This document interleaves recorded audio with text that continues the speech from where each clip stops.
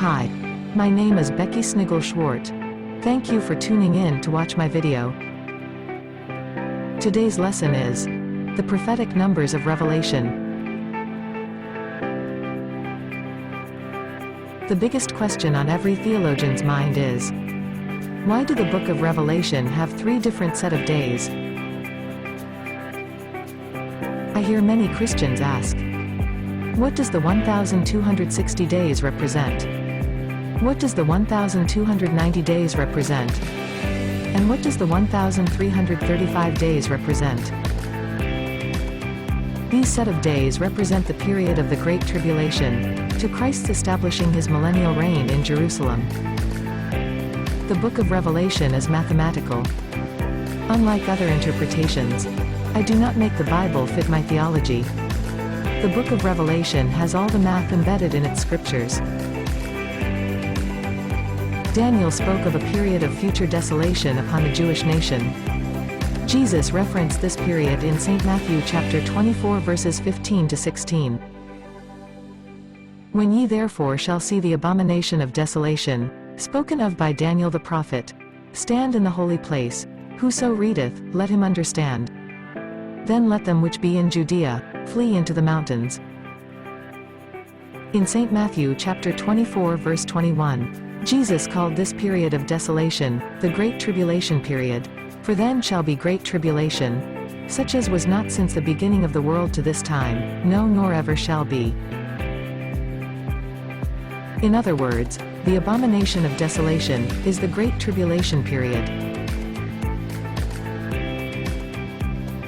And he shall confirm the covenant with many for 1 week, and in the midst of the week he shall cause the sacrifice and the oblation to cease, and for the overspreading of abominations he shall make it desolate. Daniel chapter 9 verse 27. The midst or middle of the week is 3.5 years after the covenant is ratified. This means the first 3.5 years are peaceful. Peace is the opposite of tribulation. Therefore, only the remaining 3.5 years is the Great Tribulation period. How can the entire 7 years of the covenant be Great Tribulation, if the first 3.5 years are peaceful? Many Christians are confusing the 7-year covenant with the 70th week of Daniel's 490-year prophecy. In other words, the second half of the covenant is actually the first half of Daniel's 70th week. Therefore, there are 2 separate 3.5-year periods. Just as God stopped the prophetic time clock between Daniel's 483 to 490-year prophecy, he will also stop the prophetic time clock in the middle of Daniel's last prophetic week. During the Great Tribulation period of 3.5 years, God will raise up 2 witnesses to preach the gospel to the entire world. And I will give power unto my 2 witnesses, and they shall prophesy 1,260 days. Revelation chapter 11 verse 3. A score is 20. 60 is 60. 1,260 is 1,260 days. An average Hebrew month is 30 days. When you divide 1,260 days by 30 days, that will give you 42 Jewish months. 42 Jewish months equals 3.5 years. So, the question is, how can the 7 seals 7-year tribulation theology be biblically accurate, if the Great Tribulation period only lasts 3.5 years? So, the question is, how can Satan be cast out of heaven and come down to earth to commence the 7-year tribulation period, if the tribulation only lasts 3.5 years?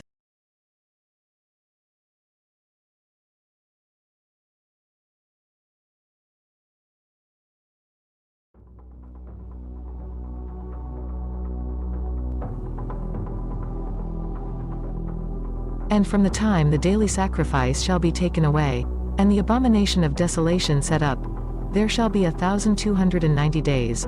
Daniel chapter 12 verse 11.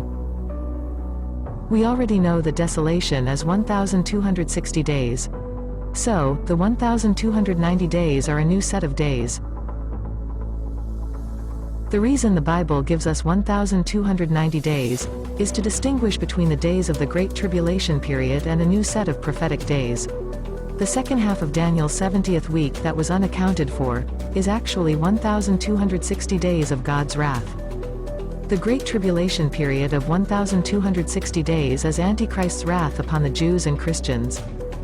The wrath of God is 1,260 days of the 7 trumpet judgments and 7 vile plagues upon Antichrist and the New World Order. The 7-year covenant does not complete the 70th week of Daniel. It is the 1,260 days of Great Tribulation, and the 1,260 days of God's wrath that completes the 70th week of Daniel. 1,260 days equals 3.5 Hebrew years. 1,260 days plus 1,260 days equals 2,520 Hebrew days, or 7 Hebrew years. 2,520 days divided by 30 days, gives us 84 Hebrew months. 84 Hebrew months equals 7 years. The 1,290 days contains 2 prophetic events. The first is 1,260 days of God's wrath, and the remaining 30 days occurs immediately after God's wrath. Let's go to the scriptures. And the 7th angel sounded, and there were great voices in heaven, saying, the kingdoms of this world are become the kingdoms of our Lord. And the nations were angry, and thy wrath is come, and the time of the dead that they should be judged, and that thou shouldest give reward unto thy servants. And there were lightnings, and voices, and thunderings, and an earthquake, and hail. Revelation chapter 11 verses 15 to 19. God's wrath will end with a global earthquake and hail falling upon man. Contrary to what is taught, Jesus does not immediately return to earth to set up his millennial reign. 3 things must take place in heaven before his return. The first is, and the time of the dead that they should be judged, and that thou shouldest give reward unto thy servants. Jesus will reward his servants at the judgment seat of Christ. The second prophetic event, is the marriage of the Lamb. Let us be glad and rejoice, and give honor to him. For the marriage of the Lamb is come, and his wife hath made herself ready. And to her was granted that she should be arrayed in fine linen, clean and white. For the fine linen is the righteousness of saints. Revelation chapter 19 verses 7 to 8. The third prophetic event within this 30-day period, is the marriage supper of the Lamb. And he saith unto me, Write, Blessed are they which are called unto the marriage supper of the Lamb. Revelation chapter 19 verse 9. Jesus' second coming does not occur until, after the judgment seat of Christ, after the marriage of the Lamb, and after the marriage supper of the Lamb. The marriage of the Lamb, and marriage supper of the Lamb, does not last for 7 years according to the Bible. These 2 events will take place in heaven within a 30-day period. And I saw heaven opened, and behold, a white horse, and he that sat upon him was called Faithful and True, and in righteousness he doth judge and make war.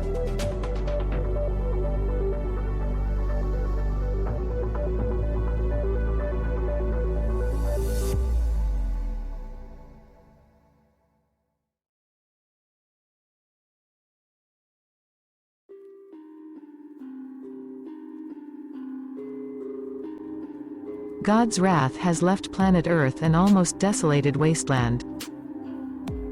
The streams, oceans, and seas are polluted with rotting flesh, blood, and nuclear fallout. There is little to no tree life. The Earth is off its axis. The ozone layer is fractured. And all the cities of the world have been reduced to ruin. The 7th trumpet 7th vial judgment caused an earthquake of global proportions. In addition, hailstones weighing about 70 pounds each, will fall from heaven. It is at this time, of the 7th trumpet 7th vial judgment, 1/2 of Earth's population will be destroyed within 1 hour, thus fulfilling Jesus' prophetic metaphor, in St. Matthew chapter 24 verses 40 to 41. Then shall 2 be in the field, the one shall be taken, and the other left. 2 women shall be grinding at the mill, The one shall be taken, and the other left.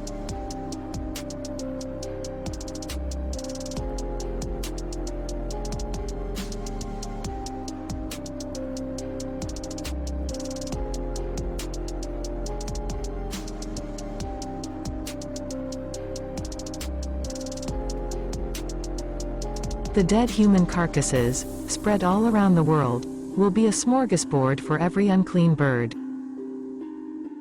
Again confirming Jesus' prophetic metaphor in St. Matthew chapter 24 verse 28. For wheresoever the carcass is, there will the eagles be gathered together. At his second coming, Jesus will return to earth with all his saints. We will fight Antichrist's world army in the Battle of Armageddon. The armies of the earth will lose, and the false prophet and Antichrist will be vanquished. Planet Earth is in dire need of divine intervention. When all the saints return to earth with Jesus, we won't be petting lions and eating apples. Jesus is going to put us to work. Billions of saints, in their new glorified bodies, will be able to do things not imagined in the bodies that we now occupy. Before Jesus sits on the throne of David, all the saints will restore earth back to its original Genesis condition. The saints will repair the ozone layer, heal the sick and injured, gather all the orphan children, remove the rubble of the former world, make the valleys high and the mountains low, remove nuclear weapons and biological waste from the planet, and much, much more.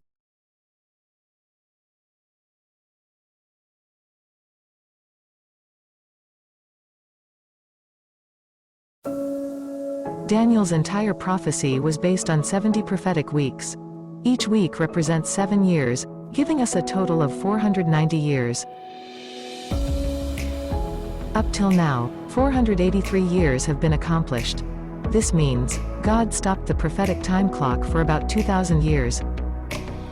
Therefore, there is a remaining 7-year period in Daniel's 490-year prophecy. God will also stop the prophetic time clock in the last and final 7-year period, and split the remaining 7 years into 2 3.5-year periods. These 2 periods will be separated by 15 days. To find the missing 15 days, we must solve for the date of the rapture. For starters, "No man knows that day or hour" is a Hebrew idiom. No man knows that day or hour is not a literal statement, but rather refers to the 7 sacred feasts of the Lord, known as the divine appointments. Paul made reference to the divine appointments in 1 Thessalonians chapter 5 verses 1 to 2. "But of the times and the seasons, brethren, ye have no need that I write unto you. For yourselves know perfectly that the day of the Lord so cometh as a thief in the night." The times and seasons are the divine appointments. Paul is telling us not to be ignorant of the timing of the rapture. In other words, Paul is telling us the rapture will occur on one of the feast days of the Lord.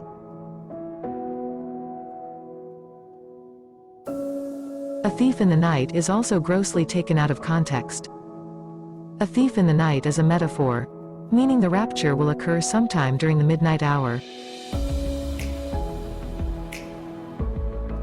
In Revelation chapter 6 verse 12, Jesus puts the cherry on top, and gives us the exact year, the exact month, and the exact day of the rapture. Because Revelation chapter 6 verse 12 is cryptic, many people read right over it. "And I beheld, when he had opened the 6th seal, and lo, there was a great earthquake, and the sun became black as sackcloth of hair, and the moon became as blood." Google. What is a black sun?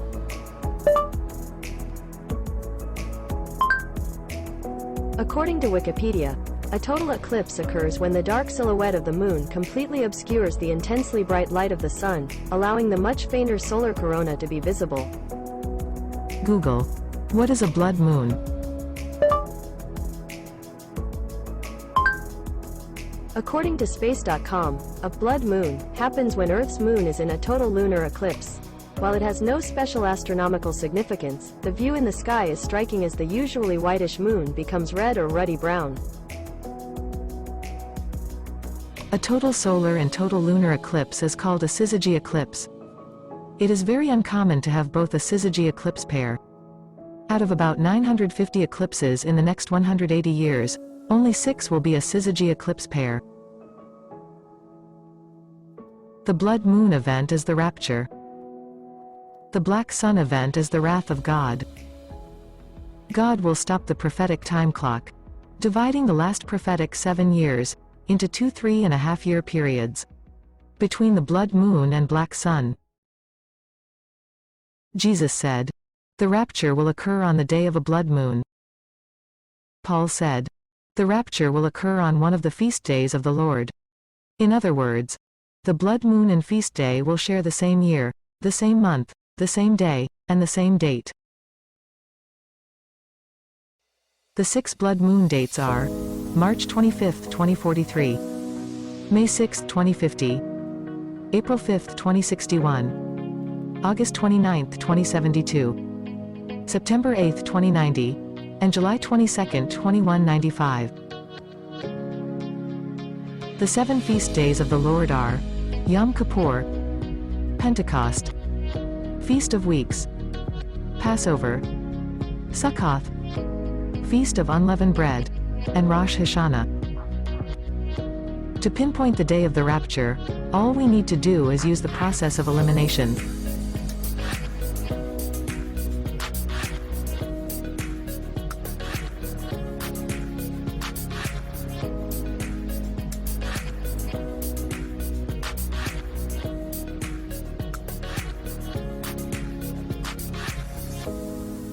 On the Tuesday Passover of April 5, 2061, at 12:56 a.m. Israeli Daylight Time, the rapture will occur.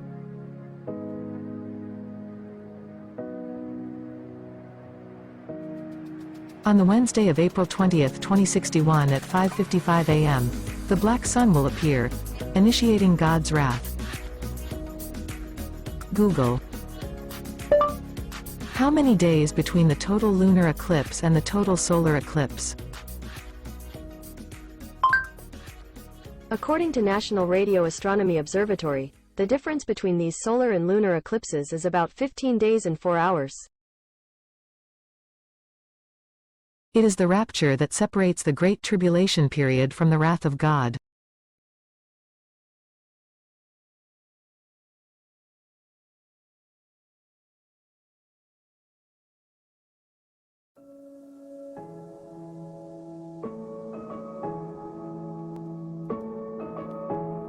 Let's do the math.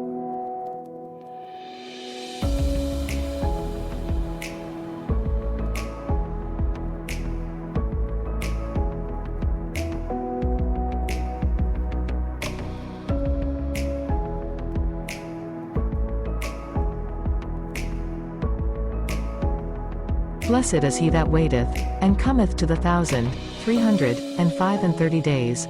Daniel chapter 12 verse 12. Daniel's last prophetic week consists of 2,520 days. In St. Matthew chapter 24 verses 3 to 41, Jesus gave us the anthology of end-time events in chronological order. The 2,520 days is but a small portion of end-time events. Yet, a majority of teachers preach a 7 seals 7 years theology. Jesus said, the end times would culminate in stages, not 7 years. These are the stages.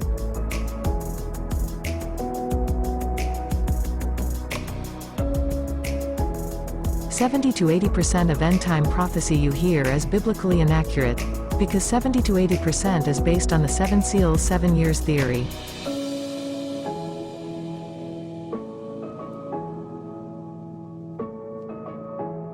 Some teach there is a total of 2,520 days. But when you do the math, there is actually 2,595 days.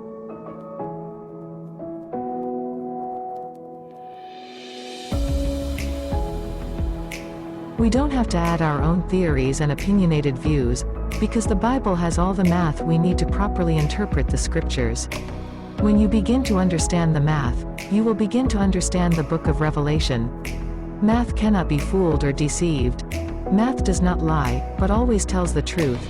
Math is not bias, and is no respecter of persons. Math and scripture are your biblical parameters. Math does not have deeply ingrained preconceived notions. Thank you for tuning in. Hit the like button and subscribe button. But most importantly, please share my video on your Christian network social media platforms. And if you really want to know how the end times will unfold, pick up a copy of my dad's new book titled Revelation: The Rapture Equation. Or simply scan my QR code. May God continue to bless you and keep you safe.